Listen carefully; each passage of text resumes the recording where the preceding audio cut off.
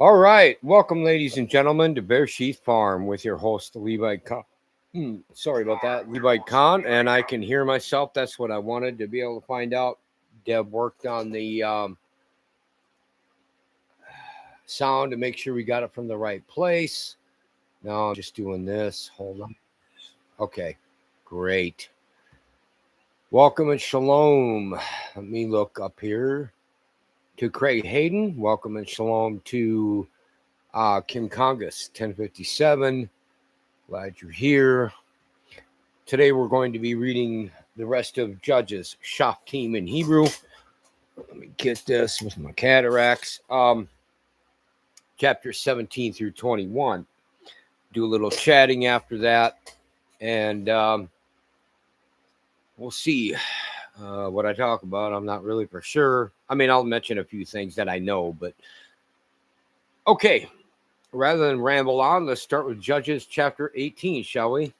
Give me a second here. All right.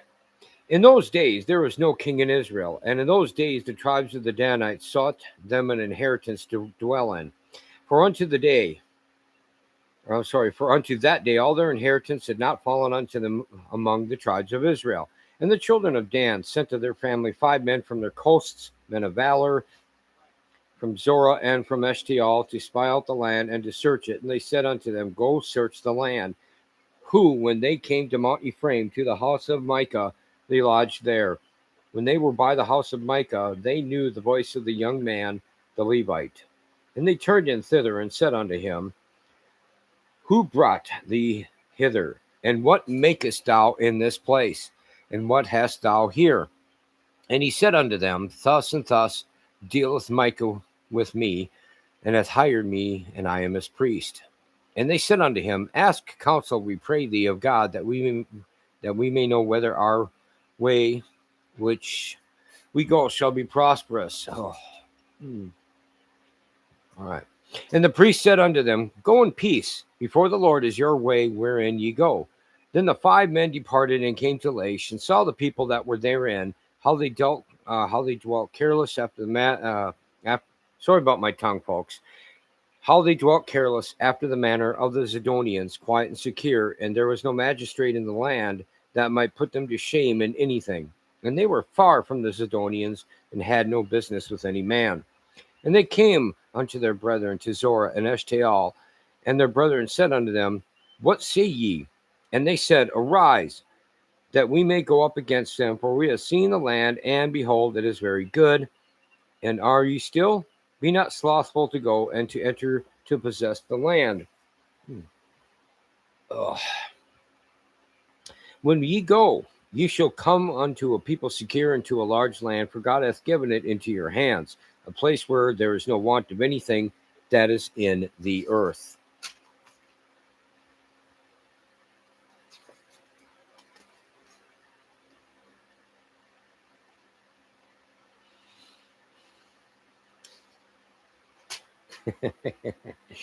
I'll continue with chapter 18, and then I'll have to go back to chapter 17. Sorry about my eyes. Verse 11, And there went from thence of the family of the Danites out of Zorah and out of Eshtaol 600 men appointed with weapons of war. And they went up and pitched in Kirjath Jearim in Judah, wherefore they called that place Maon Adan unto this day. Behold, it is behind Kirjath Jearim. And they passed thence unto Mount Ephraim, and came unto the house of Micah. Then answered the 5 men that went to spy out the country of Laish, and said unto their brethren, Do ye know that there is in these houses an ephod, and teraphim, and a graven image, and a molten image? Now therefore consider what ye have to do. And they turned thitherward, and came to the house of the young man the Levite, even unto the house of Micah, and saluted him. And the 600 men appointed, with their weapons of war, which were the children of Dan, stood by the entering of the gate. And the 5 men that went to spy out the land went up, and came in thither, and took the graven image, and the ephod, and the teraphim, and the molten image. And the priest stood in the entering of the gate with the 600 men that were appointed with weapons of war. And these went into Micah's house, and fetched the carved image, the ephod, and the teraphim, and the molten image. Then said the priest unto them, What do ye? And they said unto him, Hold thy peace, lay thy hand upon thy mouth, and go with us, and be to us a father and a priest. Is it better for thee to be a priest unto the house of one man, or that thou be a priest unto a tribe and a family in Israel?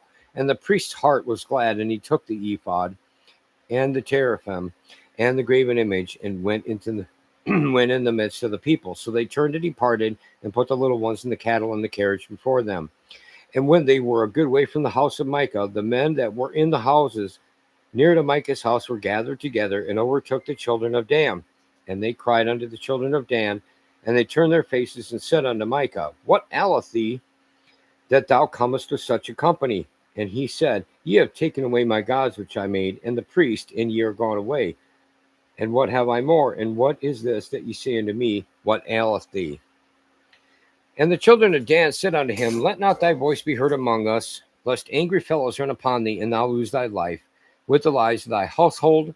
And the children of Dan went their way, and when Micah saw that they were too strong for him, he turned and went back into his house. And they took the things which Micah had made, and the priest which he had, and came unto Laish, unto a people that were at quiet and secure, and they smote them with the edge of the sword, and burnt the city with fire. And there was no deliverer, because it was far from Zidon, and they had no business with any man, and it was in the valley that lieth by Beth Rahab. And they built a city and dwelt therein. And they called the name of the city Dan, after the name of Dan their father, who was born unto Israel. Howbeit the name of the city was Laish at the first. And the children of Dan set up the graven image, and Jonathan the son of Gershon, the son of Manasseh, he and his sons were priests to the tribe of Dan, until the day of the captivity of the land. And they set them up Micah's graven image, which he made all the time that the house of God was in Shiloh. And that's all 30 verses of chapter 18 of Judges. And now I will have to go back to chapter 17. My eyes missed it. Let me look at the chat. Welcome and shalom to Nicole CB. Welcome and shalom to Wilfred Witzke. All right. Sorry about that, folks. It's just I have to do it backwards due to my cataracts. I skipped right over 17, went to 18. Forgive me, please. But let's go back to Judges chapter 17 now. And there was a man of Mount Ephraim whose name was Micah. And he said unto his mother, The 1,100 shekels of silver that were taken from thee, about which thou cursedst and spakest of also in mine ears, behold, the silver is with me, I took it. And his mother said, Blessed be thou of the Lord, my son. And when he had restored the 1,100 shekels of silver to his mother said, I had wholly dedicated the silver unto the Lord from my hand for my son, to make a graven image and a molten image. Now therefore I will restore it unto thee.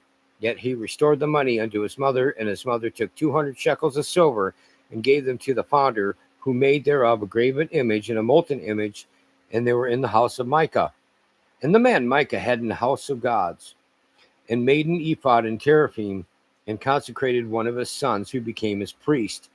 In those days there was no king in Israel, but every man did that which was right in his own eyes. And there was a young man out of Bethlehem, Judah, of the family of Judah, who was a Levite, and he sojourned there. And the man departed out of the city from Bethlehem, Judah, to sojourn where he could find a place. And he came to Mount Ephraim, to the house of Micah, as he journeyed. And Micah said unto him, Whence comest thou? And he said unto him, I am a Levite of Bethlehem, Judah, and I go to sojourn where I may find a place. And Micah said unto him, Dwell with me, and be unto me a father and a priest, and I will give thee 10 shekels of silver by the year, and a suit of apparel, and thy victuals. So the Levite went in, and the Levite was content to dwell with the man, and the young man was unto him as one of his sons. And Micah consecrated the Levite, and the young man became his priest, and was in the house of Micah. Then said Micah, Now know I that the Lord will do me good, seeing I have a Levite to my priest. Okay, now obviously I read them backwards. That's all 13 verses of Judges chapter 17. Let me look at the chat.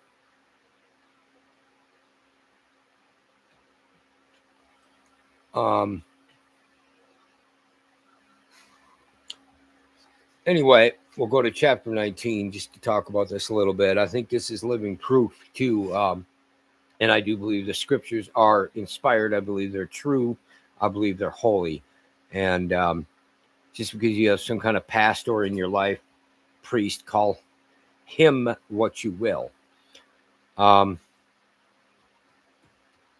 Don't think that your life is necessarily going to be blessed.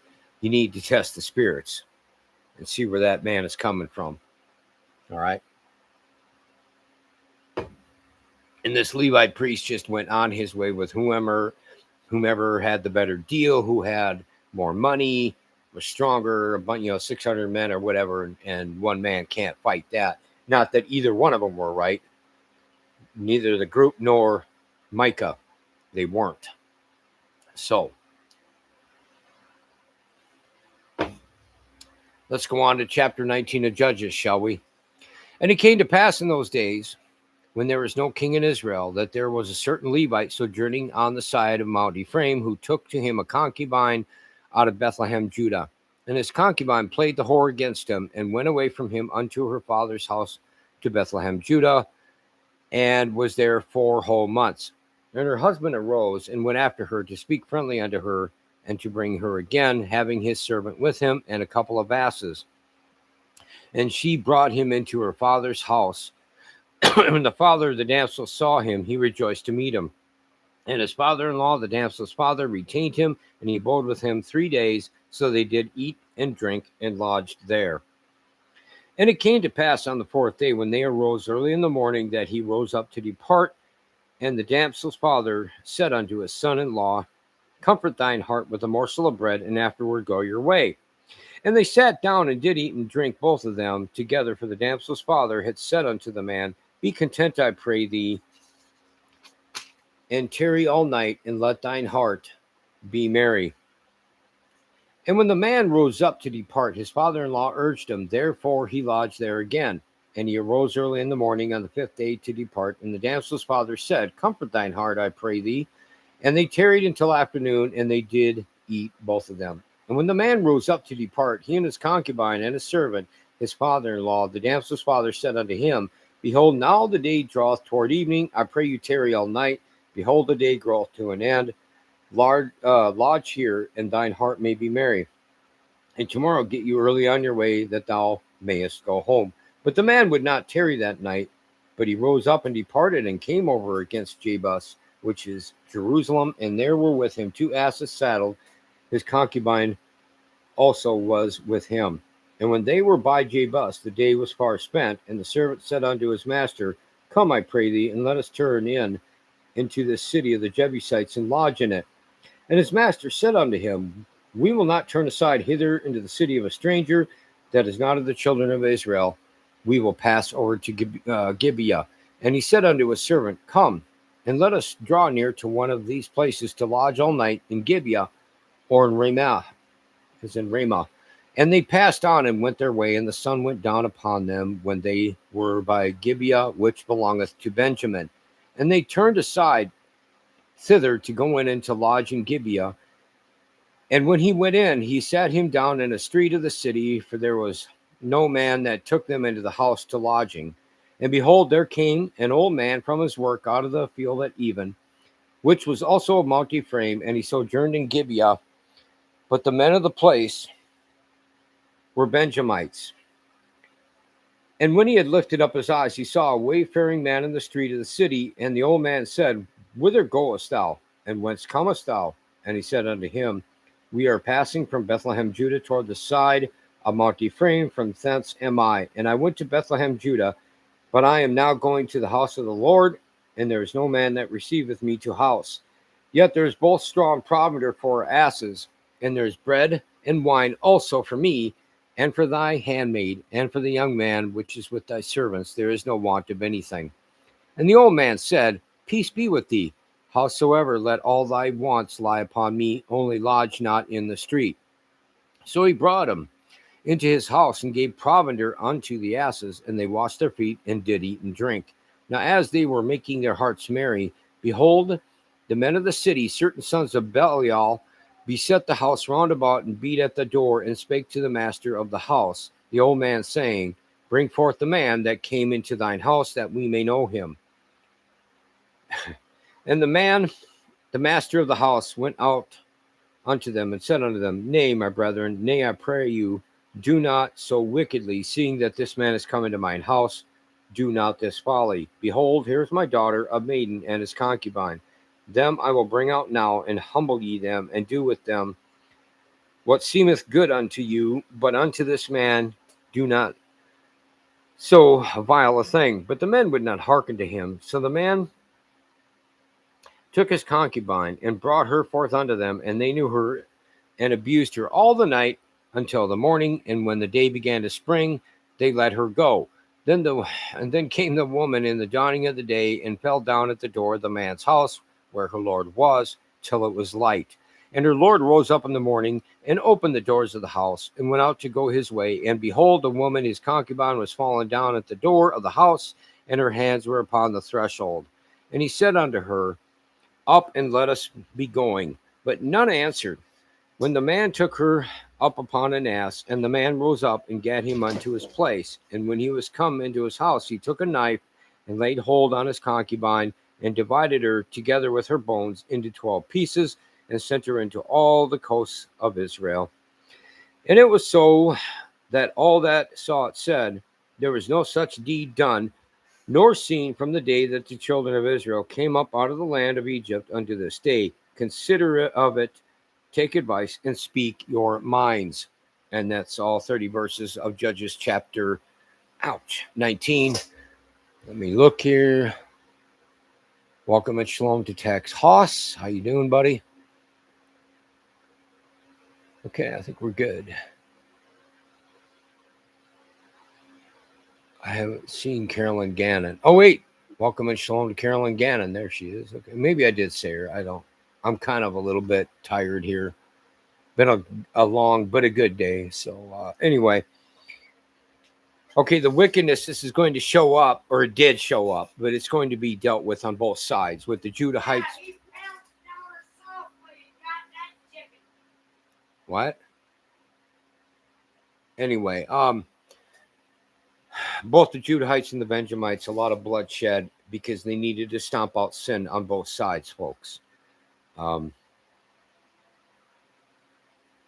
far as eating, drinking, and being merry, Hebraic explanation on a simple level is that's the way they did things back then.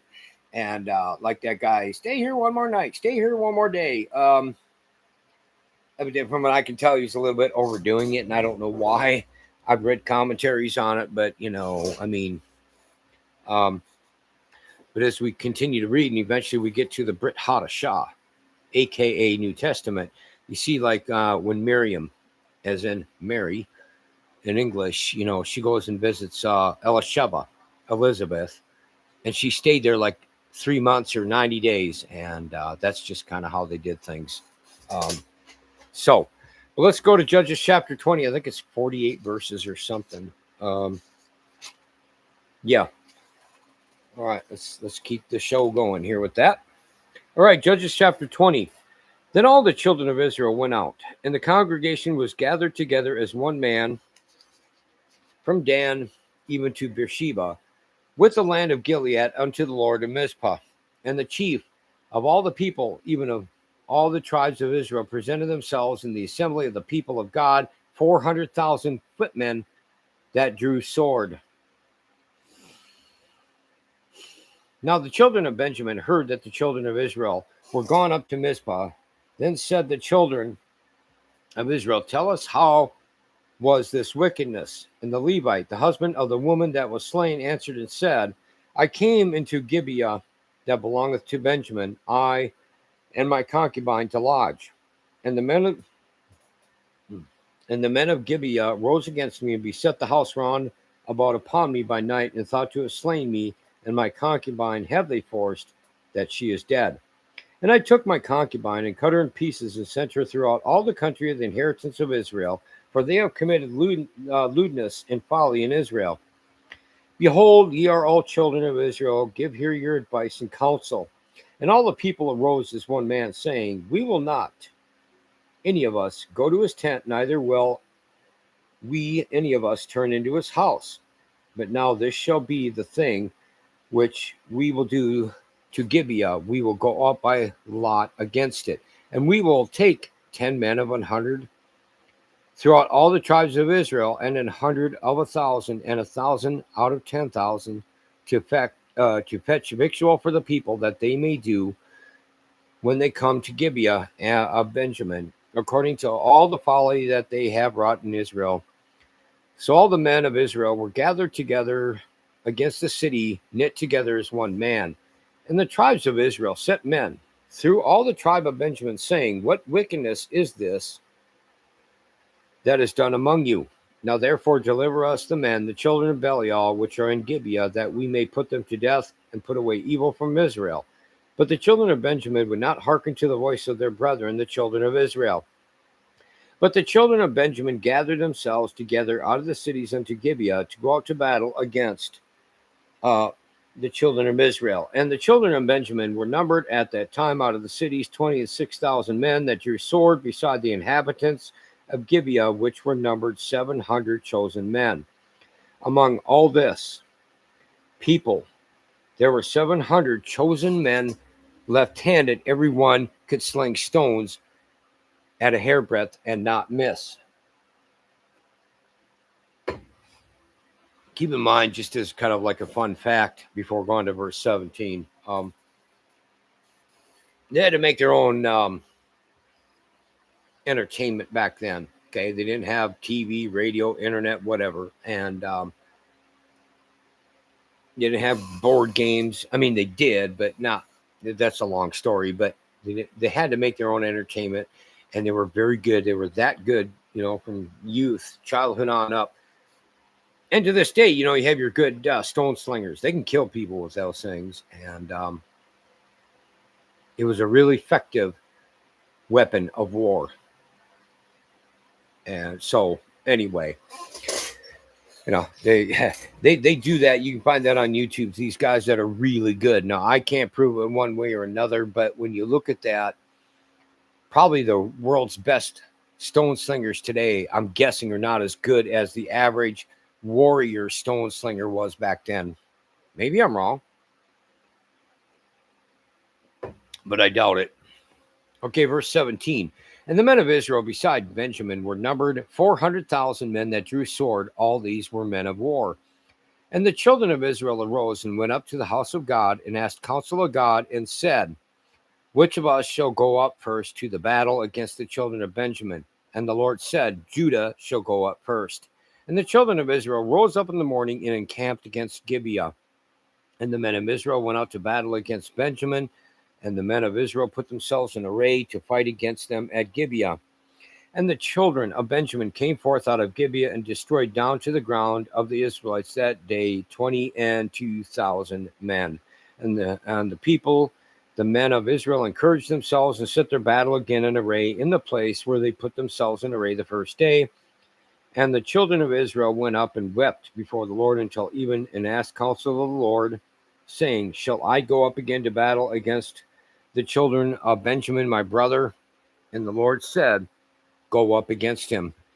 And the children of Israel came near against the children of Benjamin the second day. And Benjamin went forth against them out of Gibeah the second day, and destroyed down to the ground the children of Israel, again 18,000 men. All these drew the sword. Then all the children of Israel and all the people went up and came unto the house of God and wept and sat there before the Lord and fasted that day until even, and offered burnt offerings and peace offerings before the Lord.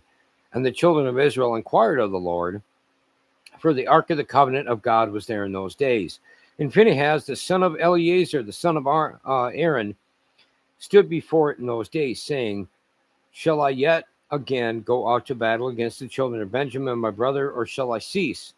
And the Lord said, Go up, for tomorrow I will deliver them into thine hand. And Israel set liers in wait round about Gibeah. And the children of Israel went up against the children of Benjamin on the third day, and put themselves in array against Gibeah as at other times. And the children of Benjamin went out against the people, and were drawn away from the city, and they began to smite of the people, and kill as at other times in the highways of of one. Okay.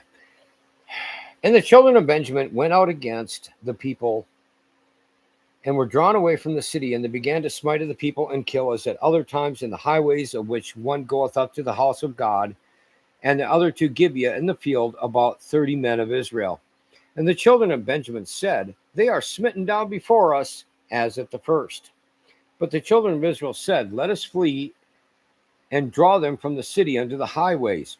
And all the men of Israel rose up out of their place and put themselves in array at Baal Tamar, and the liers in wait of Israel came forth out of their places, even out of the meadows of Gibeah. And there came against Gibeah 10,000 chosen men out of all Israel, and the battle was sore. But they knew not that evil was near them. And the Lord smote Benjamin before Israel, and the children of Israel destroyed of the Benjamites that day 25,000 and 100 men. All these drew the sword. So the children of Benjamin saw that they were smitten, for the men of Israel gave place to the Benjamites, because they trusted into the liers in wait, which they had set beside Gibeah. And the liers in wait hasted and rushed upon Gibeah, and the liers in wait drew themselves along and smote all the city with the edge of the sword. Now there was an appointed sign between the men of Israel and the liers in wait, that they should make a great flame with smoke rise up out of the city. And when the men of Israel retired in the battle, Benjamin began to smite and kill of the men of Israel about 30 persons, for they said, Surely they are smitten down before us, as in the first battle. But when the flame began to rise up out of the city with a pillar of smoke, the Benjamites looked behind them, and behold, the flame of the city ascended up to heaven.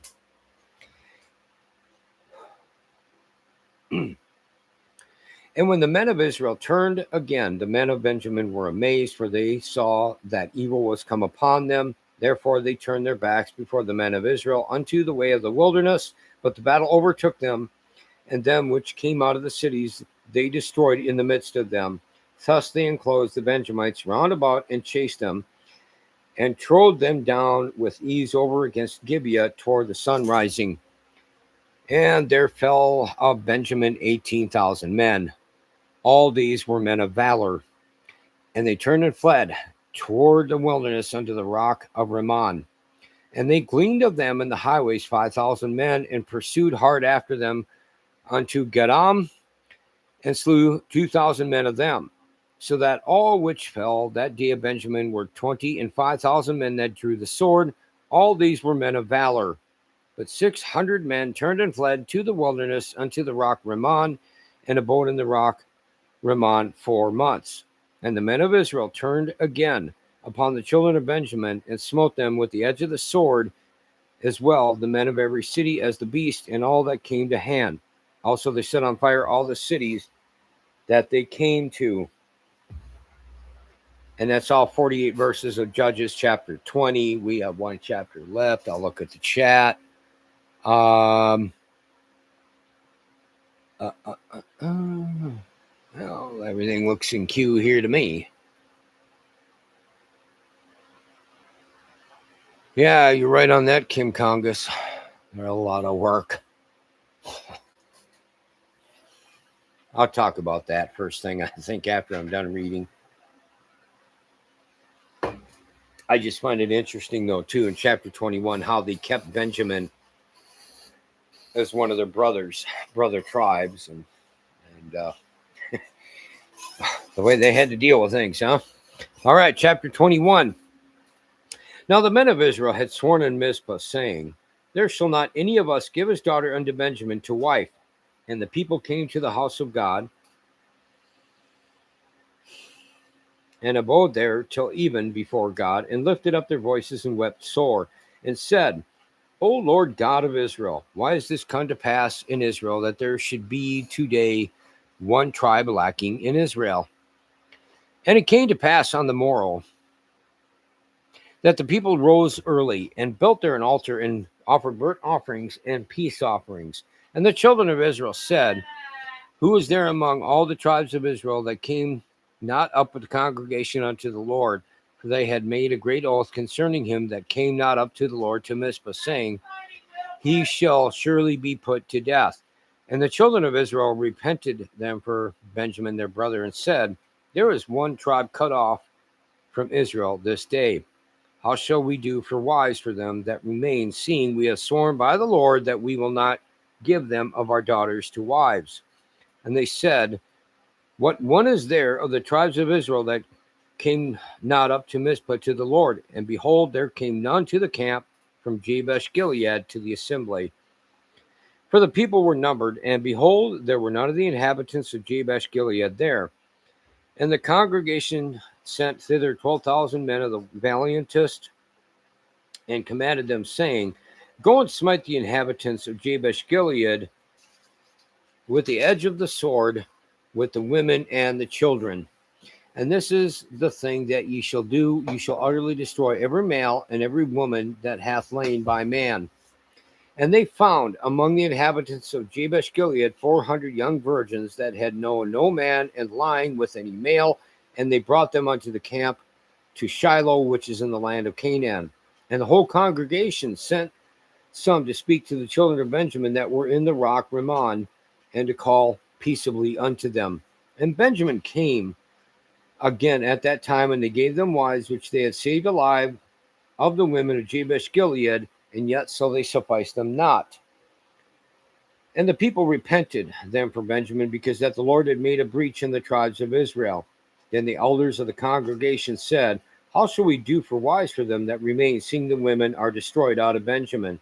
And they said, there must be an inheritance for them that be escaped of Benjamin, that a tribe be not destroyed out of Israel. Howbeit, we may not give them wives of our daughters, for the children of Israel have sworn, saying, cursed be he that giveth a wife to Benjamin.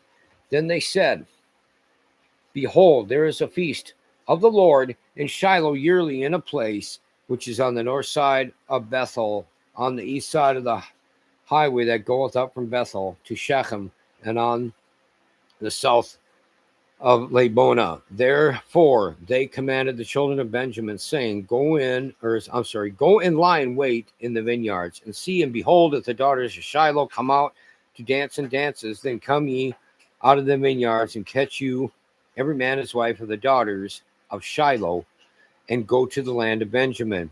And it shall be, when their fathers or their brethren come unto us to complain, that we will say unto them, be favorable unto them for our sakes, because we reserved not to each man his wife in the war, for ye did not give unto them at this time that you should be guilty. And the children of Benjamin did so, and took them wives according to their number of them that danced, whom they caught. And they went and returned unto their inheritance, and replaced the cities, and dwelt in them. And the children of Israel departed thence at that time, every man to his tribe and to his family, and they went out from thence, every man to his inheritance. In those days there was no king in Israel. Every man did that which was right in his own eyes. It's all 25 verses of Judges chapter 21. Okay. Now,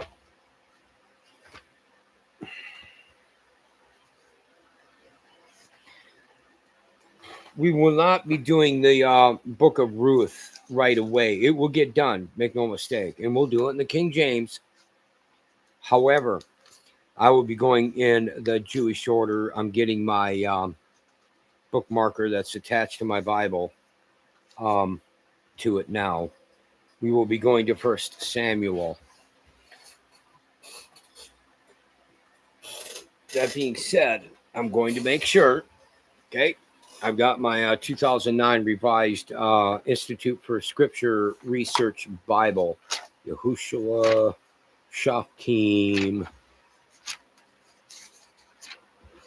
And then comes Shemuel Aleph, which is basically in English. Sorry. I don't know if you can. Oh, man, I'll believe this silly nonsense. Sorry. There. Okay. We're going in the Jewish order. Again, I'll keep it in the King James. Not to worry, guys and gals. that being said, God willing, I'll be doing that tomorrow. My mouth is pretty much fully healed of the infection, even though I have teeth missing, and we'll have all of them missing in a short period of time here. But too, I've got to make sure I have enough light for me. Like my King James is super giant print, 18 font size. Now, that being said, with my cataracts, that being said, I want to do it in the Jewish order. I do believe it's better in the long run, as far as keeping methodically, as compared to the Christian order. So let me take a look at the chat. Honeybees are the only bee I like, and I can't stand hornets. I can't either. Hornets can bite you or sting you on, numerous times, whereas a bee does it once and goes and dies. I got attacked by a bunch of hornets back in '86. I was running. I was one fast 17-year young man back then. I had to be. Honeybees. Let's see. Where was that? Oh, yeah, honeybees. And I can't stand hornets and wasps. They hurt my hummingbirds. Yeah, that too. What I was doing is I was working for the guy that I called. He didn't answer, but he called me back last night, if you remember, right on live stream. And we were working for our Christian ranch, camp, whatever. And took these big logs, and slammed them on the log splitter. And to make it even better, we had the log splitter hooked up to the John Deere tractor, and it could get through most of the real knotted wood. Anyway, point is, there was a hole in there, no big deal. So I thought, and bam! Within a few seconds, I was getting surrounded by hornets, and I was like, oh, and then I looked at my buddies, and I'm like, run! And yeah, we took off. We didn't waste any time.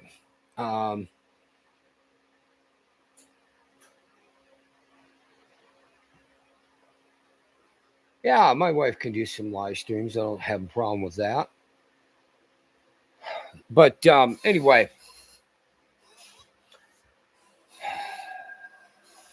the next year before I joined the Army, I slammed another log on that because I went back up there, up north in the range area of Minnesota to work for that Christian camp again. Hey, buddy. Nobody can see you there. Where are you? There you are. Oh, you're on candid camera. He's not even a year old yet. Anyway,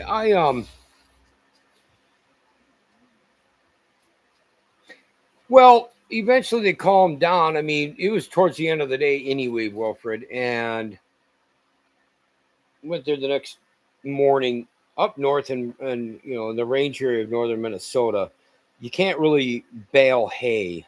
You have to wait until it dries up. It's so dewy up there, close to the Canadian border, and that's why we wait until after lunch to bale hay, and they'd have me running back and forth on that on that hay baler wagon, where I'd stack them up. But as far as the hornets, the next morning we went there a little earlier than normal, and I poured gas on it into that log and quick left again for a little while. And then they had no home to go to, and later we were able to go there and safely split more logs. So basically that's what happened to them. They went homeless and died. So Gospel Ranch, it was called.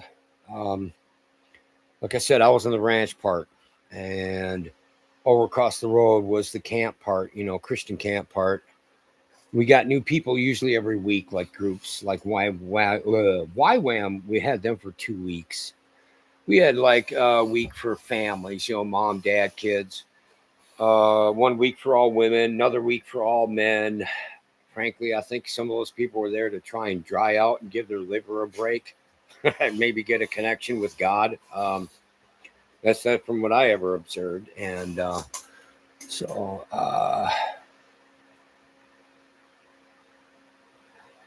we're attacking the hummingbirds. Okay.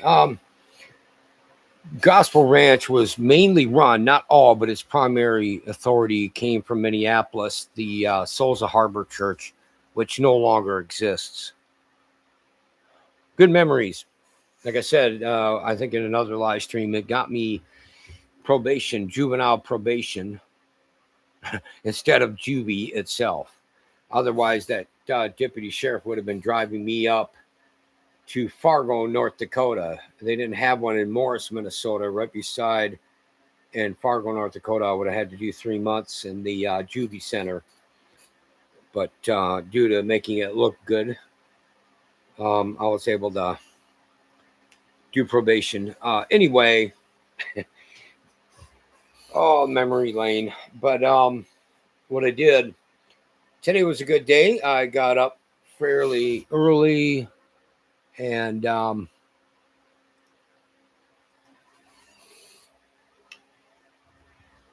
took the dogs out to their chains and stuff and rope. I went back to bed and slept. I was exhausted, and yet, but when I got up to do my normal coffee drinking and get ready for my normal routine, and I figured this would happen, that stupid little hen that's almost at laying age would be hanging around in that area. And sure enough, she was. She was right directly under her house, under her, that actually it's a quail coop, but we don't have quail. But I did and went about my normal routine of gathering eggs, after I retrieved eggs from and did all the feed and the water cleaning, washing out the water containers and filling them up and whatever coop or brooder box and whatever. I casually went out there and I prayed, honestly, please, Lord, let me safely get this hen and get her back into that pen. And I don't want to lose a future laying hen, and I want to be blessed with this and be able to bless others because, frankly, and I did my prayer because I'm thinking, this is potentially thousands of eggs in the future over time, just with one hen alone. I mean, some of them can lay, the slower ones, may lay only a couple hundred a year. A lot of them can do over 300, and I think she's in that category because she's half leghorn and they're big time egg layers. They're aggressive though, and they're skittish. I kind of walked around, casually as best I could. She started figuring something was going on, and I knew, just she desperately wants to get into her home, but she doesn't have the reasoning to say, "Hey, this big giant of a guy is just trying to help me," and come up to me. So I very slowly and carefully grabbed my fish net, and I went around of the other pens because I have 3 pens there. One's empty and unoccupied right now, but I have the large coop and that what we call a quail pen. And I walked around and thankfully she went into the barn. Anyway, I started going up to her as carefully and as nicely as I could. I did get her in the net, but she got out. She ran. It was like a sideways thing. And she had the smarts for a chicken to run out of the, I'm like, oh no. And that one barn, I don't have a door for it anymore. So I got in the area where I knew she couldn't just run outside. And she was getting into dark, hiding little places, spots, that you have in a barn. And I kept jabbing, not to hurt her or injure her, but just kept putting my metal part of my net down to scare her out. And sure enough, I got her into a position and I slammed that fish net down, just the net part, none of the metal or whatever hit her. And I got her and I got down. I almost dove down and quick grabbed her, and she was fighting at first. Well, once I hollered at her, easy, a couple of times, you're like, easy, come on now. And once you get a hold of them, and you have their wings inside, in like that, and I was able to get her out of the net safely without, letting go of her. And I had my hands on her and under my left armpit. And She was out for 2 days. I mean, but I brought her up to the porch here. That's just a few feet here on the other side of my door, and Deb was surprised. And I held her while Deb and had a bucket under there underneath her, so Deb could use the scissors to cut her wings. So now she can't fly. I'm sure she can run like a banshee, but at least she won't be able to get in the air. Hopefully, this won't happen though, because when she got loose, she was able to run and fly and go all over. And anyway, she's back in with her fellow hens, her fellow young hens that'll be laying eggs later, and she's safe and secure. Praise the Lord. So you have the story on that now. I have my wife had a name for her, but I renamed her Wanderer. I think it's a good name. I don't normally, huh? What? 3 days. Oh, is it 3 days? Hold on. Today's the 20th. Yeah, you're right. 3 days, I guess. But I don't really name any of my fowl, but this time I made an exception, and I call her Wanderer, and she's very distinct looking from the rest of the young hens that are in there, and the couple of young roosters that we're going to keep for breeding and not butcher them. All of my roosters that we have in my large coop, they're going to get butchered in a few months and put in meat packing school. But I want it back. Well, like we had it well over a year ago, where we had so many eggs coming, we could hardly keep up with it, filling the refrigerator. We get enough now. I mean, we eat fine, but I want to where I'm having to eat eggs a couple of times a day, every day. And because eggs are great for you. I don't care what the modern scientists who have sold their souls for money have to say. I want eggs every day. And we can do eggs probably 3 times a week, maybe sometimes twice. So, and that, but shouldn't be too long. They should start sporadically laying, along with the few consistent growing hens that I have. And then as time goes on, they get more consistent. But I'm really glad we got that hen. I really had serious doubts that we would be able to get her back.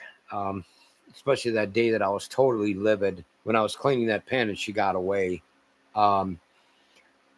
Especially when she flew and ran across the road and went up that hill of somebody else's property. I'm like, oh man, this is. But as a habit, chickens don't go too far from their dwelling. Okay, maybe 100 to 150 feet or something at most normally. But the problem with it is, even if they hunker down for the night, because when it gets dark, their eyesight stinks, and so they do, but the problem with it is we have predators around here. We have coyotes, we have badgers, raccoons, possibly some groundhogs. We have snakes, and that. So, like I said, I prayed about it, even before that, if it's the Lord's will, we'll get her back, please give her back. If not, then your will be done. I'm really paraphrasing things, and like I said, though, yesterday I did that more specific prayer that I just stated to you about. And the Lord honored me that way. And she got in the barn and I was able to get her from there. So,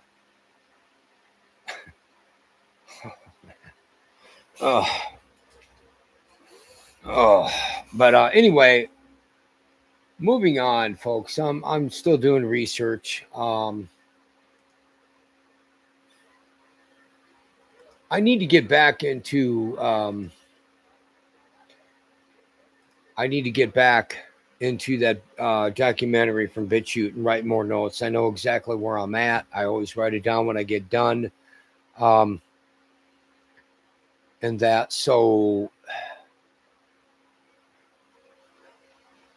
Yeah, she even got around in the dark last night. Her eyesight being, very poor. Deb couldn't get her. And I got scared or very concerned anyway for Deb because Deb's got a hip replacement on one side, a knee replacement on the other. And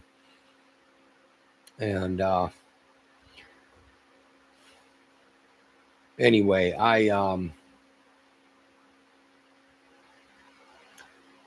yeah, we have owls too. Point is, it's not a good situation for a young, naive, inexperienced hen. But I couldn't even believe because I couldn't really see where Deb was. And then I saw her coming down, sliding, trying to be safe about it, like you're as safe as one can be, because that is, our slopes are steep. Even when I've done videos of them on the past, and I don't have them on my channel anymore, but my equipment that I've used to show those slopes, my equipment doesn't do it justice. So, and I've been up those slopes a number of times and had to come down. Um,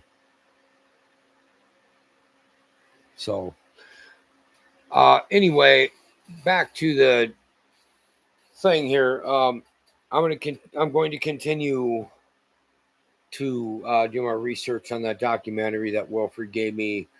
Um, I'm going to continue to do other types of research because I can tell you right now, you do not have to be a Zionist Jew who's really the synagogue of Satan to do evil. And I did a video a few days ago. I mean, a live stream on the Kundalini and charismatic chaos.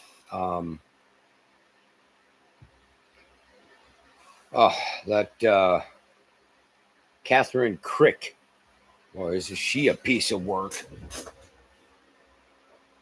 And she's not on Benny Hinn, Mike Murdoch, Paula Kane White. You name it, you name them. It's just ridiculous. And I'm trying to get the word out there and wake people up. And you have a Bible, okay? You don't have to be a Roman Catholic of the medieval ages, dark ages, and rely on a priest because you don't know how to read. And for that matter, when they do it in Latin, those days have been over for quite a while. You don't have to be, like my Jewish ancestors or whatever you want to call them from the New Testament, where, I mean, they went through Torah school and all that, and they graduated at 10, most of them. Or I'm sorry, at 12 years old, most of them. Then they were bat mitzvah. The girls were bar mitzvah, and they went on to their regular occupations. Like example, Peter and them, they were fishers, fishermen before they became fishers of men, and had to depend. Yeah, they knew how to read and write and all that, but they didn't have access to the scrolls and stuff like the Pharisees and Sadducees had, like Paul. That's where he came in handy too once he was converted. Okay, good night there, Haas. Take care. Glad you stopped by. But we have access to thousands and thousands of English translations, and for those of you who have other languages, you're even better off. Those of you maybe who can speak, read, and write Spanish or French or both, or point. I mean, but you get my point, okay? And we need to show a little motivation and dedication and commitment to God and read our Bibles. I'm thinking about doing a live stream before I have my teeth pulled out. I don't know yet, but doing it specifically on translations that I recommend and translations that I recommend against. So, what am I looking at here?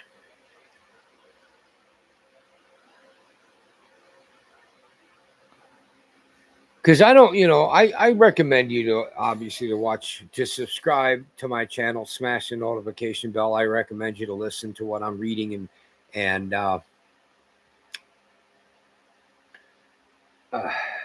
commentary I give, the Hebraic perspective, and I'm brain farting on the word here on the term, but I do recommend that you listen closely to my um, dissertations of it. And however, I do recommend too that you test the spirits, and that you ask the Spirit, that you ask God to let the Holy Spirit guide you on this. And if you find something that I'm wrong with, and if I am, it's honestly mistaken, and maybe tell me about it. Please don't waste time and make some stupid video on me exposing me. I won't even respond, unless if you're bringing up sensitive information, then I'll have to deal with it. But I'm more than happy to get into correction.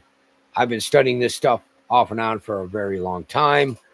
The Lord has given me a gift there, and I think I'm really good at it for human standards. But however, I am not perfect. I am not complete yet, and I don't claim to be. Okay, it's an ongoing process, and me getting to be more, because I'm in God's image, and I want to present that.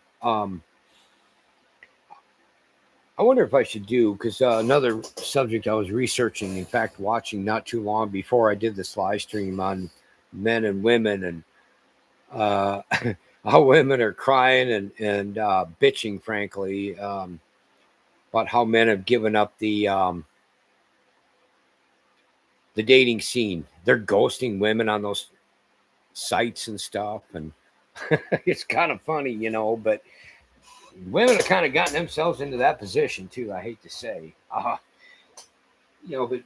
really it hurts us though too. I mean, people have the higher ups, elites, and I don't care what their background is. They're accomplishing their goals. People are not producing like they used to. They're not getting married. The ones that do, I think the statistic I see for divorce rate is around 40%. And don't get me wrong, some guys are real bunk buttheads too. I'm not saying that some aren't, but I'll be honest with you. Put me back 30 years. If I had some woman doing that to me, putting me down on her links and stuff, and talking smack on me behind my back, and I find out, to her internet friends, I mean, it'd be cut off real fast. I would not hesitate with that nonsense. But just the horror of it too, if you have to pay child support, because the courts 99.999% of the time will go with the woman, even if she's totally at fault. And but it's hurting our society, folks, and I don't know how I would present that. But I will admit I get good laughs out of it when I watch the women crying on their TikTok. I don't have TikTok yet or anything. I'm still thinking on that, but a lot of the TikTok and other sites get put in clips of YouTube videos, and and they don't know why these guys don't want any part of them. Now, there's some good women that they do, and they explain it, and they call out their fellow gender for what they are. But I wonder if I should do a live stream on that, a video, and because none of them are really very godly from what I can tell. And I don't remember. I think it's on this one clip is on several channels, really. This one guy talking with the host of the radio show, whatever you call it, podcast, and there's women on the other side. And of course, they're being Jezebels. And he just frankly said it. Look, I'd rather have my peace and all that. And sit on the end. He basically paraphrased Proverbs, and the guy knew it, And those women just not a clue. Just, I'll wear what I want, and I'll do this and that. And, okay, fine, be alone. But what's really sucky about it is the ones that have gotten into the commitment of marriage, and they're sucking the guy dry of either child support, and in some cases, even the lifetime pension called alimony. The worst thing about it is it's the children.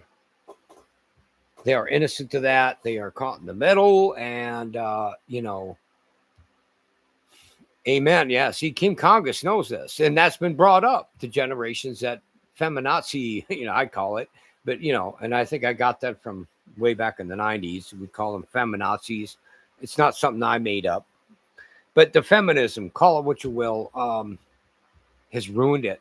Because I'll be honest with you, even those desperate women, and I'm not talking the flesh. If I'm talking my flesh, I would get stupid, I'm sure. But why would I want to be with a woman like that? That's ludicrous.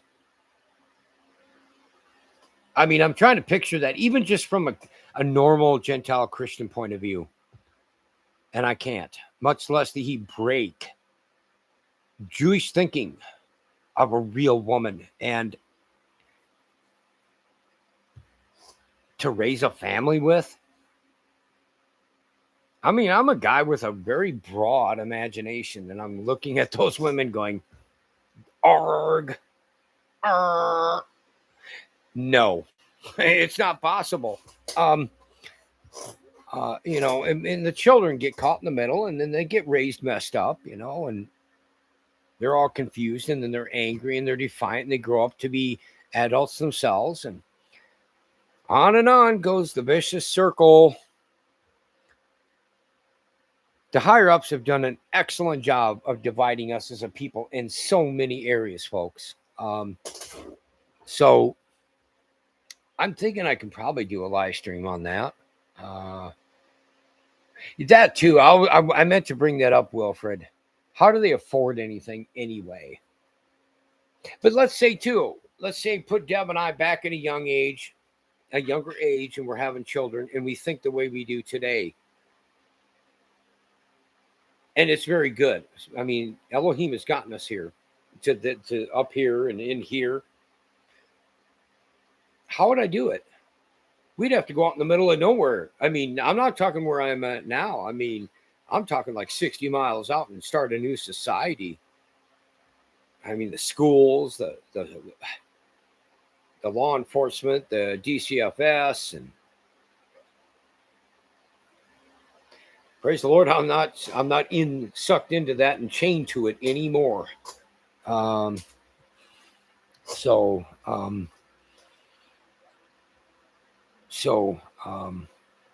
being said, I could do a video on that, I suppose, and show some stupid clips like I do, except it'll be on that specific subject.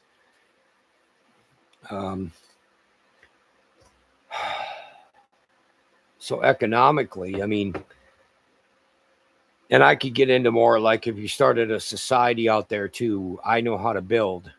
I'm not a construction worker. I've done some construction, but I'm not this expert construction worker in that sense. I mean, we had to build a house and stuff and live in a tent for a little while and build a house out of pallets and trees and whatever. It'd be a very good, strong house. And, it could be very adequate for living. And in some ways, well, really, it'd probably be stronger than a lot of the crap, cheap houses you have. And have our own education system, folks. Even though my tongue goes awry with lack of teeth, even though my cataracts, and that, I mean, I can educate a person from preschool on up through the 12th grade fairly easy. It's up to that boy or girl how much but then again, if they don't have the influence of people messing with them, they probably want to learn. You know how children can be. They're really curious. They want to know things. They look at an adult, at least in the beginning, like the bigger, stronger person who knows everything compared to me. And they're eager with alacrity to learn things. And that's a good thing. And I'd want them to stay there. Yes, they're going to grow up and have their normal childish issues. I don't expect children to be like us. But I don't. I'm getting too old for that stuff. I don't see being very realistic. I may, maybe in the future have to go with some people and live somewhere else. That's fine. But I know how I'm talking kind of crazy, but man had to build his first house. Okay. Man had to start a first school. some kind of learning method, you know, and I'm not going to get into Horace Manning and all them tonight. And that one king actually before him, that Horace Manning took that model from, you know. My point to you is though, is if we did all this, there had to be somebody who started it. And I think, you know, we as the human race should give ourselves some credit, you know, and think, God, could we do that again? I think so. But I've been babbling on about that enough. I'm also checking out, which is an abomination, those AI robotic dolls. And there are some ones that are built for women, you know, man dolls. But it's, from what I can tell, a lot more. There's the female AI robots, and guys they're opting out to go to that silliness. Not, but in a worldly way, you can't blame them. I know I'm not going to do it. I'm just saying, if, you know, I know what it's like to work for 8 hours, 10, 12 hours in a day. You come home tired. And back then I was a maniac. I mean, I went and worked out at the gym and did my thing, and you come home, and I don't want to be disrespected or challenged. You do all that crap to me, and then use SEX as a weapon, and then expect me to pay for you. It's amazing where people are going today. And they may not be very affordable dolls right now, but you know, as time goes on in the market, the prices will go down. And that's another good way to keep the population down, folks. You can't, I don't care what they say. I mean, there's ways to do it in a lab. I get all that. But some guy or some woman committing an abomination with an AI doll, that's not, from what I can tell, not going to get them pregnant. So it keeps the population down. It slows it down just like Bill Gates wants. So I should probably include some of that and see where people are going, you know. It's got to be empty, though, I would think. It has to be empty. As part of a relationship, to go home and have some robot and, hi, honey, how was work today? I love you. I mean, I don't even know how you would deal with that. But guys are doing it, folks. They're doing it. I hope it's a mild winter. I hope you're right on that, Kim. But I don't really have a lot more to talk about. I don't feel like playing Mr. Burgundy today. Most of you should be sub to him and some maybe funny animal videos. I just don't. I'm not real motivated to do that. We are through the first 7 scrolls, the Megillas of the scriptures. And God willing, we will start Shemuel Aleph tomorrow. And if not, then very soon still. So I really don't have, I think I'm just going to go ahead and do my normal sign off deal here, folks, because you do need to stay safe. You need to stay on guard, stay in Yeshua. Keep your heads on your swivels and be safe out there. All right. Stay in Elohim's will.